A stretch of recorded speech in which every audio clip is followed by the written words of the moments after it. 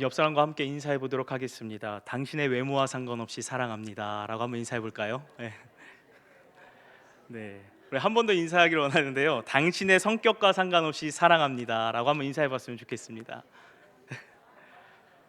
네.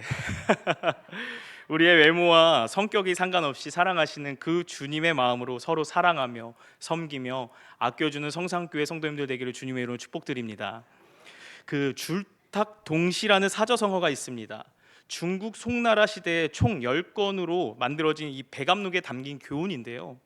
이 어미닭이 알을 품고 병아리를 부화시키는 기간이 일반적으로 21일 정도가 걸린다고 하는데요.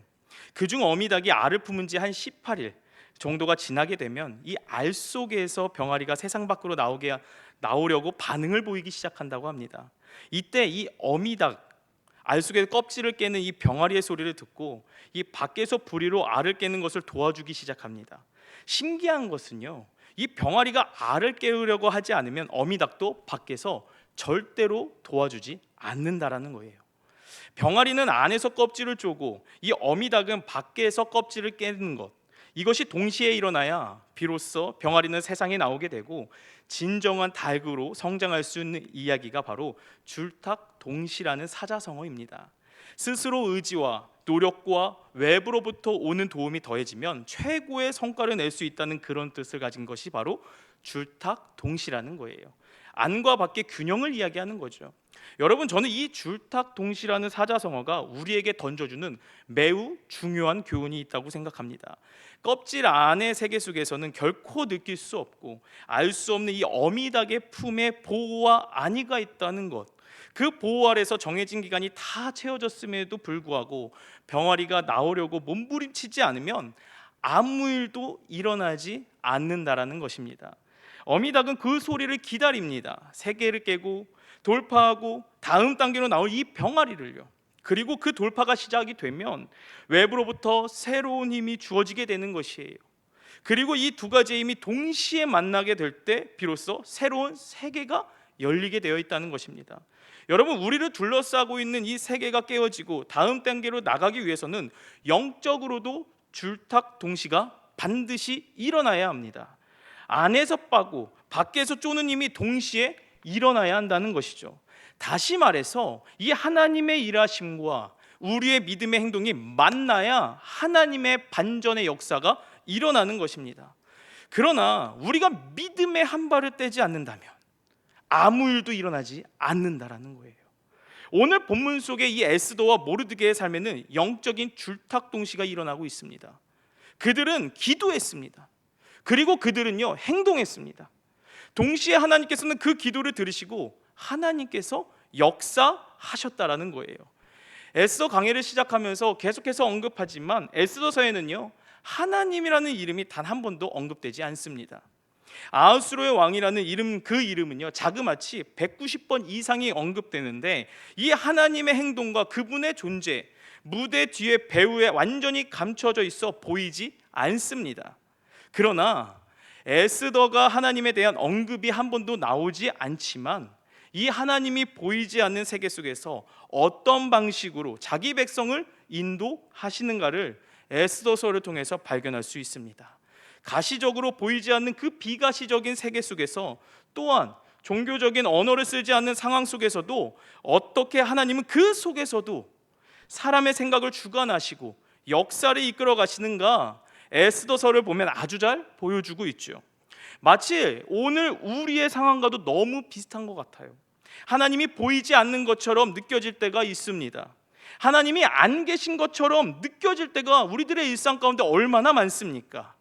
그런데 이 에스더를 통해서 우리에게 하나님은 보이지 않는 상황 가운데서도 어떻게 하나님에 대한 신앙을, 믿음을 끝까지 유지하고 살 것인가, 이것을 에스더서에서 말해주고 있습니다. 그래서 에스더는요, 우리에게 굉장히 큰 유익을 주고 이것 또한 하나님의 분명한 말씀임을 이야기해 준다는 거예요. 그래서 어떤 신학자는요, 우연은 익명으로 일하는 하나님의 방법이라고도 말했습니다. 사건의 출처가 정확하게 밝혀지지는 않았지만 누가 봐도 그것은 하나님이 하신 것이라고 인정할 수밖에 없는 일들을 말하는 것이에요. 그래서 믿는 사람은요, 익명에 가려진 하나님의 역사를 우연이라고 부르지 않고 섭리라고 부른다고 이야기했습니다. 오늘 저와 여러분이 놀라운 하나님의 익명의 활동에 대해 한번 살펴보기를 원합니다. 먼저 오늘 본문을 이해하기 위해서요, 에스더서 4장과 5장이 어떤 일이 일어났는지를 이해해야 합니다. 4장과 5장의 내용이 무엇이냐면, 이 하만이 유대인을 진멸할 거라고 소식을 듣습니다. 그리고 에스더는요 3일간 금식하고 기도한 후 왕의 명령도 없이 죽음을 무릅쓰고 왕 앞에 나아갔다라는 거예요. 그런데 웬걸, 왕은요 이 에스더를 보고 왕의 지팡이인 금규를 내밀어 자신에게 나올 수 있도록 허락했을 뿐 아니라, 더 놀라운 것은요, 에스더의 모습이 무척이나 사랑스러웠다고 성경은 말해주고 있습니다. 그리고 에스더에게 네가 원하는 게 뭐냐, 내 나라의 절반이라도 내가 너에게 줄 것이다라는 것을 이야기를 하죠.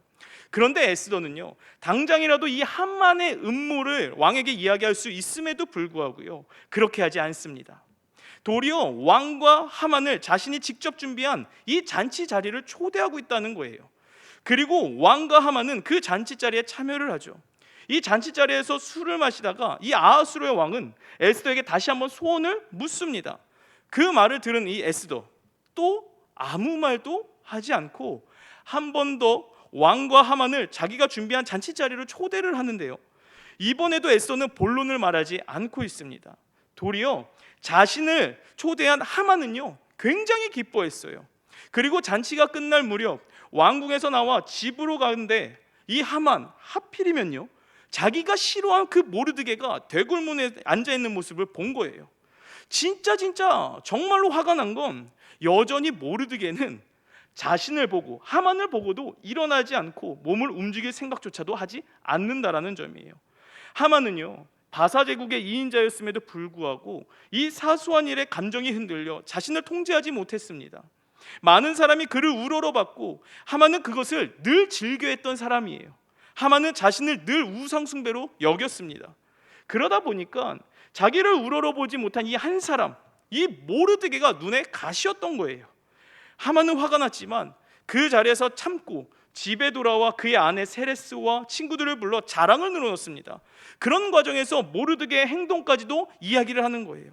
그의 아내 세레스와 이 친구들이 하만에게 하는 말이 뭐냐 하면, 야 그럼 왕과 왕비가 그렇게 너를 총애하니까 오늘 장대를 세워 이 모르드게, 너에게 인사도 안 하고 움직이지도 않는 그 모르드게를 매달아 죽일 수 있도록 왕께 그것을 요청하고 내일은 너도 기분 좋게 잔치 자리에 참여하면 된다라고 제안을 하죠. 그래서 하만은요 그 말을 좋게 여기고 장대로 세우게 되는데요, 오늘 함께 읽진 않았지만 에스더서 5장 14절 말씀입니다. 에스더서 5장 14절 우리 함께 읽으시겠습니다. 그의 아내 세레스와 모든 친구들이 이르되 높이가 50규빗 되는 나무를 세우고 내일 왕에게 모르드게를 그 나무에 매달기를 구하고 왕과 함께 즐거이 잔치에 가소서 하니, 하만이 그 말을 좋게 여기고 명령하여 나무를 세우니라. 아멘. 여기서 50규빗은요 대략 23m 정도 되는 장대입니다. 굉장히 높아요. 모르드게를 높은 나무에 매달라고 한 것은요 모르드게의 그 민족인 유다인에게 공포를 주기 위했던 거였어요. 이 왕후 에스더의 잔치에 초대받은 후 이 하만, 마치 대단한 승리라고 한 것처럼 기뻐했습니다. 모든 것이 이 하만이 마음을 먹는 대로 다 돌아가고 있는 거예요. 하만의 계획대로 된다면 머지않아 바사 제국에 사는 이 유대인들을 대상으로 대학살극이 벌어지는 비극을 경험하게 된다는 거죠. 그런데 오늘 본문 이 6장 있잖아요, 오늘 우리가 함께 읽은 이 6장은요 반전이 시작됩니다. 오늘 함께 있는 이 6장 1절 다시 한번 다 같이 한번 읽어보시겠습니다. 6장 1절 말씀입니다. 그날 밤에 왕이 잠이 오지 아니하므로 명령하여 역대 일기를 가져다가 자기 앞에서 읽히더니, 여기서 이 그날 밤은 에스더 잔치를 한 번 더 열기로 한 그 전날 밤을 나타냅니다. 이 잔치 전날 밤 아하수르의 왕이 잠을 이루지 못하고 뒤척이다가 벌떡 일어났습니다. 그러고는 신하를 불러 역대일기를 가져다가 읽히게 했는데요, 왜 하필 왕은 잠이 오지 않는 밤 역대일기가 궁금했을까요? 저도 궁금합니다. 근데요 신하는 이 역대일기를 읽어내려 가는데요, 그런데 그 일기에 모르드게에 대한 기록이 있었습니다. 그 기록을 오늘 본문 2절에서 얘기해 주고 있습니다. 우리 2절도 함께 읽어보시겠습니다. 그 속에 기록하기를 문을 지키던 왕의 두 넷이 빅다나와 데레스가 아하수에로 왕을 암살하려는 음모를 모르드게가 고발하였다 하였는지라. 왕의 생명을 구했다는 것 엄청난 공로이지 않습니까? 이 공로는 곧 잊혀졌는데 왕이 잠을 이루지 그 못한 밤 역대일기를 읽던 중에 이 일이 수면 위로 떠오르기 시작한 거예요. 왕이 이 일을 다시 기억해냈다라는 거죠. 이것이 과연 우연일까요? 이제야 왕이 자신의 생명을 구해준 은인 이 모르드게에게 아무 보상을 하지 않았음을 깨닫기 시작하는데요. 참고로 이 6장 1절을 원문으로 보면 왜 잠이 안 왔는지를 대략적으로 추측할 수 있습니다. 그날 밤에 왕이 잠이 오지 아니함으로 이 부분이 원어 성경으로는 왕의 잠을 흔들었다, 왕의 잠이 도망갔다라고 번역되어 있습니다. 무슨 의미일까요? 아하수르의 왕은 그냥 잠을 이루지 못한 것이 절대로 아니다라는 거예요. 하나님이 재우시지 않았다라는 점이죠. 심지어 이제까지 아하수르의 왕은요, 술과 노는 것을 굉장히 좋아하는 왕이었어요. 근데 이 부분에서 재미도 없는 궁중일기를 읽었다? 그것도 밤에? 게다가 신하가 궁중일기를 읽는데 하필이면 이 5년 전 모르드게가 왕의 암살범을 고발한 대목을 읽었다? 이건 보이지 않는 섭리의 하나님이 일하셨다는 의미라는 거예요. 그러니까 하만이 하나님의 백성을 대적하기 위해 밤새 개교를 짜고 부지런히 일할 때, 성도 여러분, 누구도 일하고 계신지 아십니까? 전지전능하신 하나님도 졸지도 않고 주무시지도 않고 에스더와 모르드게와 유다 백성들을 위해 일하고 계셨다라는 의미예요. 근데 오늘 본문 4절 말씀도 한번 보셨으면 좋겠습니다. 우리 4절 말씀도 우리 함께 읽어보시겠습니다. 왕이 이르되 누가 뜰에 있느냐 하매 마침 하만이 자기가 세운 나무에 모르드게의 달기를 왕께 구하고자 하여 왕궁 바깥들에 이른지라. 마침 하만이 왕궁 바깥들에 있었대요. 하만은 자기가 세운 나무에 모르드게의 달기를 왕께 구하려고 그 자리에 나아간 것입니다. 아하수르 왕이 사람을 찾는 이유는 모르드게 때문이었습니다. 하만이 왕궁 바깥들에 있었던 것을 모르드게 때문이었다는 거예요. 그런데 이 왕과 하만의 생각은 전혀 달랐습니다. 왕은 모르드게에게 보답하려 했고 하만은 죽이려 했습니다. 아하수르의 왕은 하만을 왕궁 안으로 들어오게 했죠. 그리고 6절 말씀을 보시면요, 하만에게 왕이 존귀하게 하기를 원하는 사람에게 어떻게 해주면 좋겠느냐라고 묻고 있는 것입니다. 그러니까 이 하만은 왕이 존귀하게 할 인물을 당연히 자기인 줄을 착각하고 이야기를 하라는 거예요. 그래서 왕에게 이렇게 대답합니다. 그 대답한 말씀이 7절에서 9절 말씀인데 저 한 절, 여러분들 한 절 읽으시겠습니다. 왕께 아뢰되 왕께서 사람을 존귀하게 하시려면 왕께서 입으시는 왕복과 왕께서 타시는 말과 머리에 쓰시는 왕관을 가져다가, 우리 함께 읽으시겠습니다. 그 왕복과 말을 왕의 신하 중 가장 존귀한 자의 손에 맡겨서 왕이 존귀하게 하시기를 원하시는 사람에게 옷을 입히고 말을 태워서 성중 거리로 다니며 그 앞에서 반포하여 이르기를 왕이 존귀하게 하기를 원하시는 사람에게는 이같이 할 것이라 하게 하소서 하니라. 하만의 대답에서 그의 내면에 숨겨있던 그 욕망을 엿볼 수 있습니다. 그는 이인자로 만족할 수 있는 자가 아니었습니다. 왕이 되고 싶어 했죠. 돈과 권력을 가지고 있었음에도 불구하고 그것으로 만족하지 못했다는 거죠. 바사 제국의 왕에 쓰는 그 왕관 얼마나 화려했겠습니까? 하만은 그 왕관을 써보고 싶고 왕의 말을 타고 싶었을 것입니다. 이처럼 사람의 욕망은요, 평소에 내면에 숨어 있습니다. 그런데 이 욕망이 드러날 때가 있습니다. 이때 문제가 생긴다라는 거예요. 보십시오. 하만이 이렇게 말하자 아하수르의 왕은요, 하만의 기대와는 완전히 정반대로 하만이 말한 그대로 하나도 빠짐없이 네가 말한 그대로 너 해라가 아니라 모르드게에게 그대로 해주라고 명령을 하고 있습니다. 10절과 11절 말씀인데요, 이 10절과 11절도 저 한 절 여러분들 한 절 읽으시겠습니다. 이에 왕이 하만에게 이르되 너는 내 말대로 속히 왕복과 말을 가져다가 대궐문에 앉은 유다 사람 모르드게에게 행하되 물은 내가 말한 것에서 조금도 빠짐없이 하라.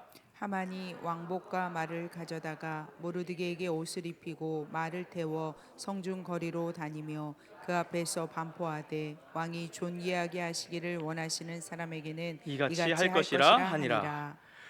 왕이 존귀하게 하기를 원하는 사람은 모르드게였을까요? 그렇죠, 모르드게였죠. 하만이 아니었다라는 거예요. 왕은 하만이 증오하고 나무에 매달려 있던 이 모르드게를 존귀하게 하기를 원했습니다. 이때 하만은 말문이 막혔을 것이에요. 하만의 꿈은 한순간에 깨져버립니다. 하만은 왕의 명령을 거역할 수 없었겠죠. 그는 자신이 경멸했던 사람을 높이며 시가행진을 해야 했습니다. 하만에게는 매우 치욕스러운 일이었습니다. 이것이 바로 에스더서에 일어난 통쾌한 반전의 말씀이라는 거예요. 하나님의 계획이 현실이 되는 순간이라는 거죠. 여러분, 저는 이것이 바로 우리 인생을 살아갈 때 우리가 가지는 평안의 근거라고 생각합니다. 예수님을 믿는 사람들의 자신감의 담대함의 근거라는 거예요. 하만은요, 모르드게를 파멸시키기 위해 새벽을 기다렸죠. 마찬가지로 우리의 원수 대적 마귀도 하만처럼 밤낮으로 우리를 참수하며 파멸시키기 위해 일해왔음에도 불구하고 오늘 저와 여러분이 이 시간 이 자리에 있는 이유가 무엇 때문일까요? 바로 하나님이 밤낮으로 우리를 지켜주시고 모든 환난으로부터 우리를 보호하고 계시기 때문에 이 자리에 있음을 저는 믿습니다. 이 1절에 기록된 그날의 밤은요, 에스더서에 단 한 번도 하나님의 이름이 나오지 않지만 하나님께서 합력하여 선을 이루어 가시는 이 마치 하나님의 일하심과 반전의 역사를 극적으로 보여주는 바로 그날 밤이라는 거예요. 그래서 에스더 6장은요, 에스더서 전체에서 진정한 주인공이신 하나님께서 하이라이트를 받으시고 가장 선명하게 드러나는 클라이막스가 되는 장이 바로 오늘 우리가 함께 읽은 6장 말씀이라는 것입니다. 그런데 여러분, 이 하나님의 일하심과 반전의 역사에 이루어진 그날 밤 오기 전에 무슨 일이 있었나요? 에스더는요 3일간 금식 기도했습니다. 그리고 죽으면 죽으리이다, 그렇게 죽음을 무릅쓰고 아수르의 왕 앞으로 믿음의 한 걸음을 내디딘 에스더의 모습이 보여졌습니다. 다시 말해서 우리들의 인생 속에서 하나님의 반전의 역사, 하나님이 보이지 않는 섭리의 일하심을 목도하기 위해서는 이 에스더와 같이 하나님을 의지하고 하나님의 약속을 믿으며 발걸음을 내딛는 행동이 필요하다는 거예요. 하나님의 일하심과 우리의 믿음의 행동의 관계를 잘 보여주는 것이 바로 제가 서두에 말씀드렸던 줄탁동시라는 사자성어라는 것입니다. 하나님의 일하심과 우리의 믿음의 행동이 만날 때 하나님의 반전 역사가 일어나기 시작합니다. 오늘 본문에서 그걸 보여주고 있는 것입니다. 금식 기도한 후 믿음의 한 걸음을 내딛는 이 에스더의 믿음의 행동과 하나님의 섭리의 일하심, 이 둘의 만남을 통해 마치 잘 짜여진 각본의 드라마처럼 정확한 타이밍과 절묘한 사건들이 완전한 조화를 이루면서 하나님의 일하심과 반전의 역사가 지금 이 에스더와 모르드게와 유대인의 생애 속에서 펼쳐지고 있다라는 것이에요. 그래서 에스겔 36장 36절을 말씀을 보면은요, 이제 바벨론 포로로 가서 그 민족의 황폐하던 마치 이스라엘 백성들을 하나님이 다시 회복시켜 주신다고 약속하시면서 그 다음에 그들에게 이렇게 이스라엘 백성들에게 요구를 하시는데요. 에스겔서 36장 37절 말씀입니다. 우리 다 함께 한번 읽어보시겠습니다. 주 여호와께서 이같이 말씀하셨느니라. 그래도 이스라엘 족속이 이같이 자기들에게 이루어주기를 내게 구하여야 할지라. 내가 그들의 수요를 양떼같이 많아지게 하되.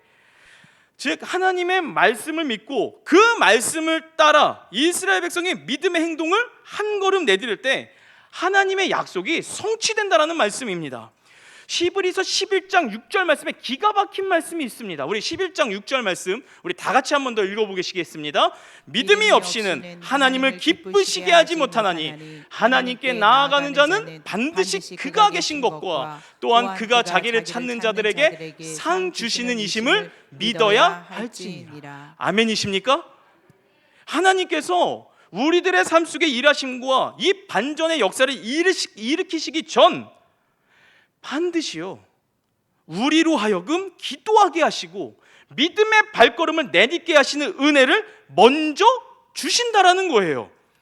그래서 이 줄탁동시라는 말처럼 우리의 믿음의 행위와 하나님의 일하심, 이 둘이 만나 하나님의 반전 역사가 우리들의 삶 속에 이루어지게 하는 것, 그것이 바로 하나님이 우리의 구원을 이루어 가시는, 우리의 인생 속에서 자신의 약속의 말씀을 성취해 가시는 하나님이 일하시는 방법임을 반드시 믿으시길 바랍니다.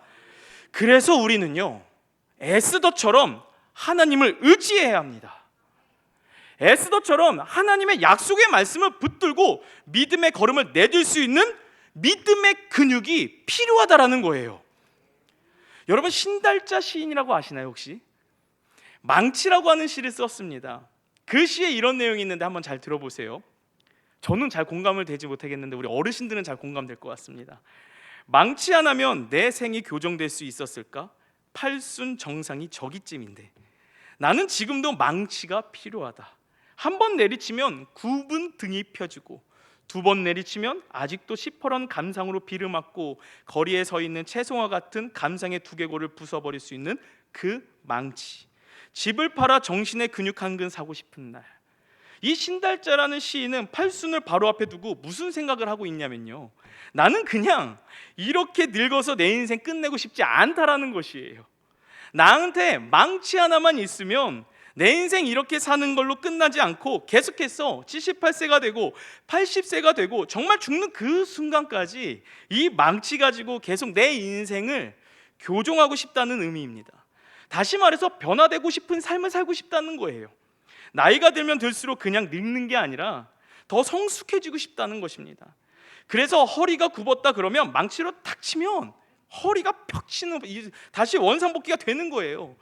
피부가 쭈글쭈글해지고 주름이 잡혀 있으면 망치로 탁 치면 주름이 펴지고, 머리를 치면 머리가 좋아지고, 허리가 휘어졌다고 싶으면 또 망치를 치면 허리가 탁 펴지면 좋겠다. 이 소원을 시세에다가 담아서 낸 거예요. 이 신달자 시인은요 노인이지만 강인한 정신력을 가진 사람으로 살고 싶다는 것입니다. 근데 저는 이 시를 우연히 접하면서 신앙적으로 이렇게 한번 해석해 보았습니다. 내가 비록 몸과 마음이 쇠약해져 가지만 하나님이 주신 망치, 그 망치가 뭔지 아세요? 바로 말씀의 망치, 이 기도의 망치를 가지고 살아간다면 내 영혼은 날로 새로워질 수 있다라는 것입니다. 하나님의 말씀과 기도가 우리들의 속사람을 새롭게 하며 믿음의 발걸음을 내딜 수 있는 힘과 능력이 되어주기 때문이라는 거죠. 오늘 본문의 1절, 이 그날 밤은요 모르드게 입장에서는 하만에 세워놓은 이 장대에 매달려 그의 생애가 마감되는 사형 집행이 준비된 그날 밤이었을 것이에요. 모르드게 입장에서는요. 그래서 모르드게나 이 에스더의 입장에서는요 모든 것이 정말 끝난 것 같이 보이는 아주 짙은 어둠의 밤이었을 것입니다. 인간적인 눈으로 볼 때는요 죽음을 맞기 전 깊은 어둠을 내리는 이 절망의 시간이었습니다. 어쩌면 우리들 중에서도요 마지막 숨을 고르듯 이 예배를 마지막 소망을 붙잡고 나온 분들이 있을지 모르겠습니다. 실패감으로 좌절감으로 인생의 무게 때문에 쓰러져 있는 분이 계시는지는 모르겠습니다. 심지어 이 치명적인 질병으로 인해 두려움과 싸우는 분들이 계실지 모르겠어요. 여러분들 중에 짙은 어두운 밤을 역전시키는 이 하나님의 일하심과 반전의 역사를 간절히 기다리고 또 기다리는 분이 계실지 모르겠습니다.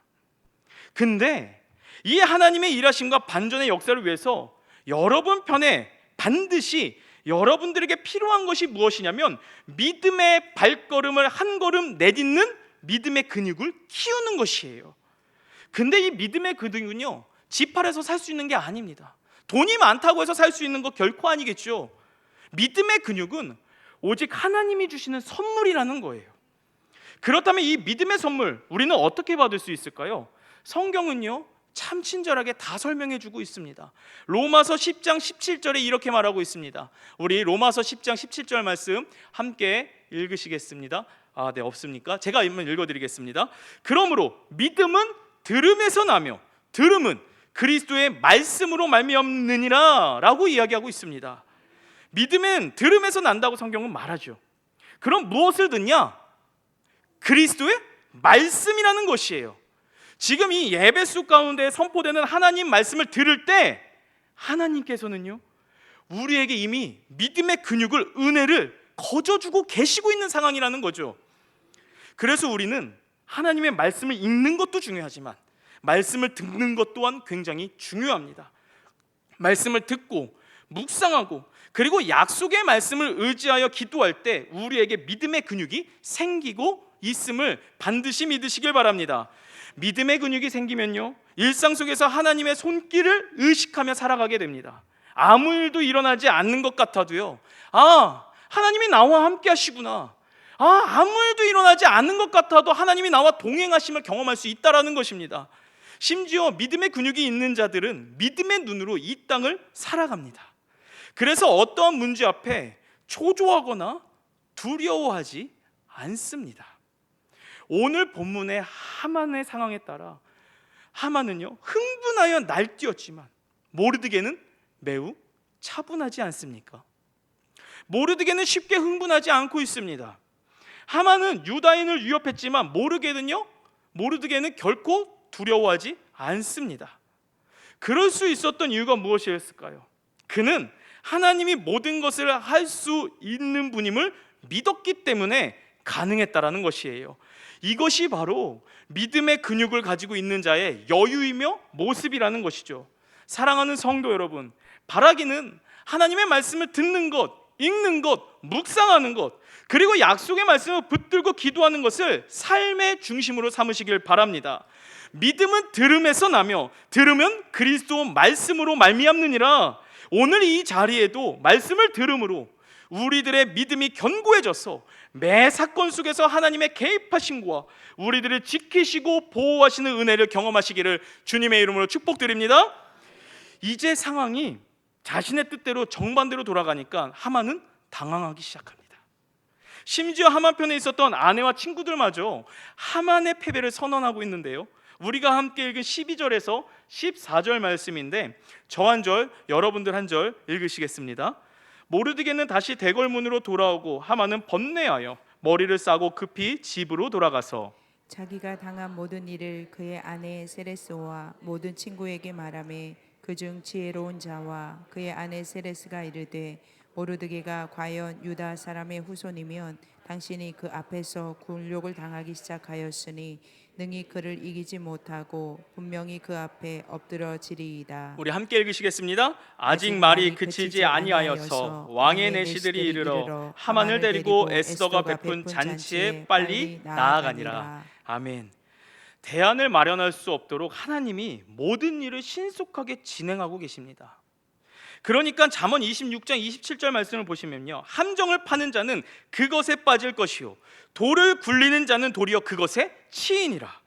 말씀대로 지금 하만은요 자기가 파놓은 함정에 스스로가 빠지고 있는 상황인 것입니다. 왜 그렇습니까? 교만은 패망의 선봉이기 때문에.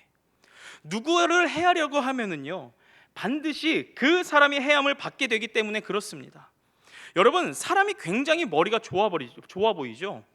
내가 판단이 다 옳아 보이죠. 내 계획대로 모든 게 다 잘 될 것 같죠. 근데 사실상 아닙니다. 내가 하는 판단이 다 옳아 보이지만 그렇지 않다라는 거예요. 하만같이 교만해가지고 자기 꾀에 욕심내고 자기 인생을 스스로 계획하고 대비하면서 살아가는 자는요 약점투성이라는 거죠. 허점투성이라는 거예요. 그래서 C.S. 루이스는요 이 교만을 이렇게 말합니다.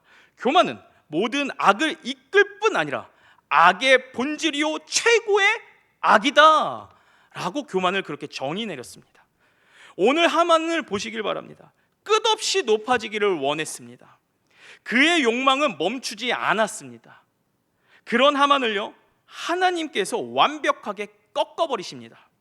그래서 내 인생의 계획은요, 하만처럼 내가 세우는 것 결코 아닙니다. 내 인생의 계획은 하나님이 세우셔야 된다라는 거예요. 우리는 그저 하나님이 내게 가장 좋은 것을 주실 줄 믿고 내 인생에 일어나는 모든 일을 하나님의 섭리 손을 의지하면서 기도하며 하나님께 맡기고 나아가는 것입니다. 그랬을 때요, 우리의 인생은 가장 강력한 인생이 될 수 있다라는 점을 반드시 기억하시길 바랍니다. 하만은요, 자기 인생을 위해 어마어마한 계획을 세웠지만 한순간에 모든 것이 와르르 무너져 버립니다. 자기가 파놓은 그 함정에 스스로 빠지고 있잖아요. 그러므로 우리의 인생은요, 하나님이 주도하셔야 된다는 거예요.